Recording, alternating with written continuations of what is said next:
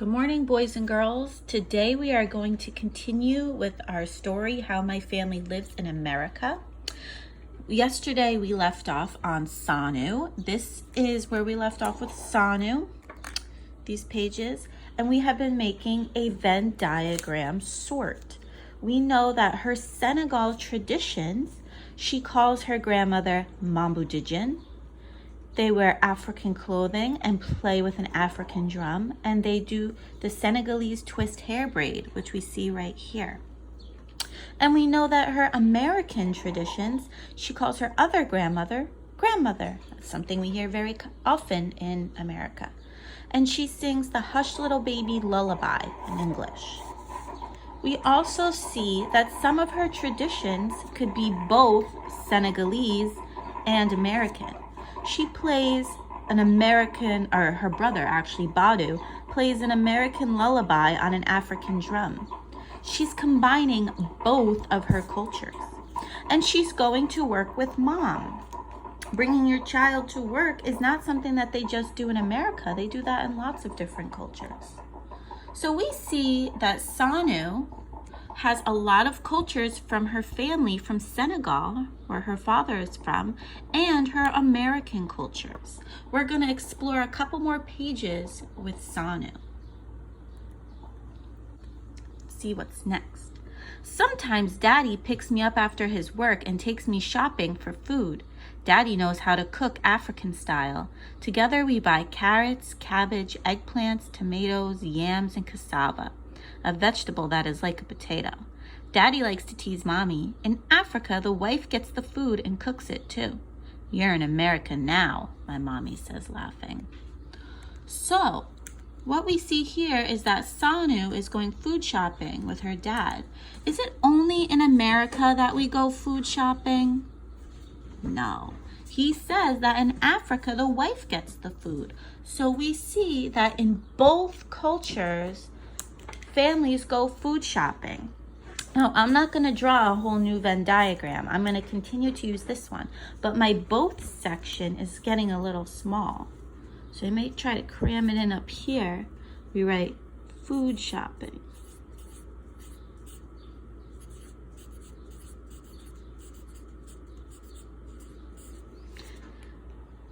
Especially, remember we read the text, Mama Panya's pancakes. That was in Africa, and they went to the market to get food, remember?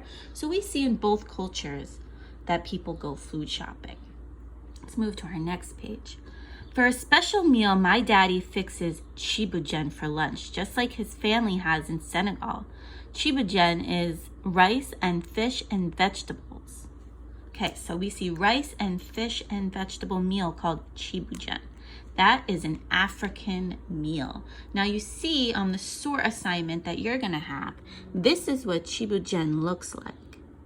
Maybe the ingredients aren't specific just to Senegal. I mean, we have fish and cassava and carrots too, but that particular meal is a Senegalese tradition.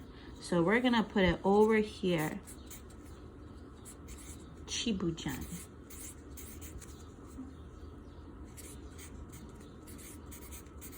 That is a Senegalese tradition. Let's get back to our story.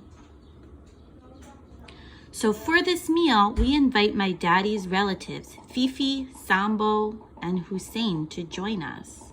So he invited his family over.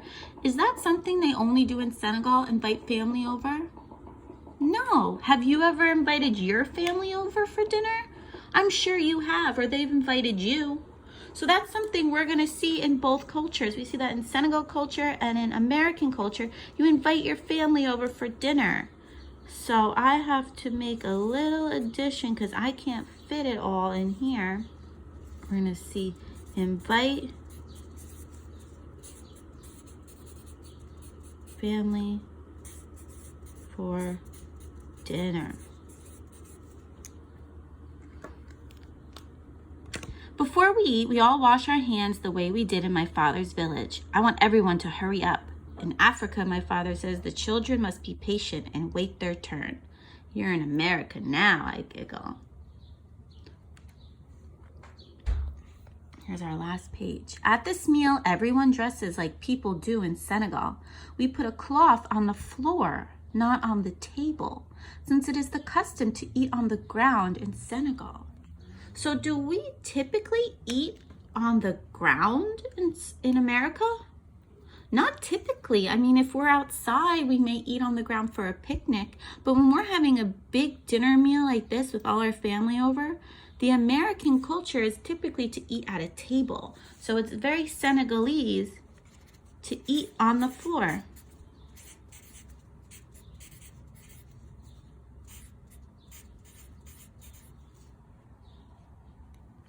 Eating on the floor, very Senegalese, very interesting. So they eat on the ground in Senegal. Everyone eats together from one big bowl. Here's the best part. We get to eat with our hands, not with forks or spoons. So they eat on the floor and they also eat from one big bowl with their hands.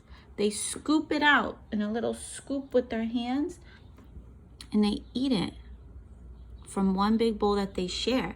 That is not American tradition for sure. We all definitely don't eat with our hands unless it's a hot dog or pizza. We usually use forks or spoons. So I'm going to put over here, eating with a fork is an American tradition. And here, eating from one bowl with hands.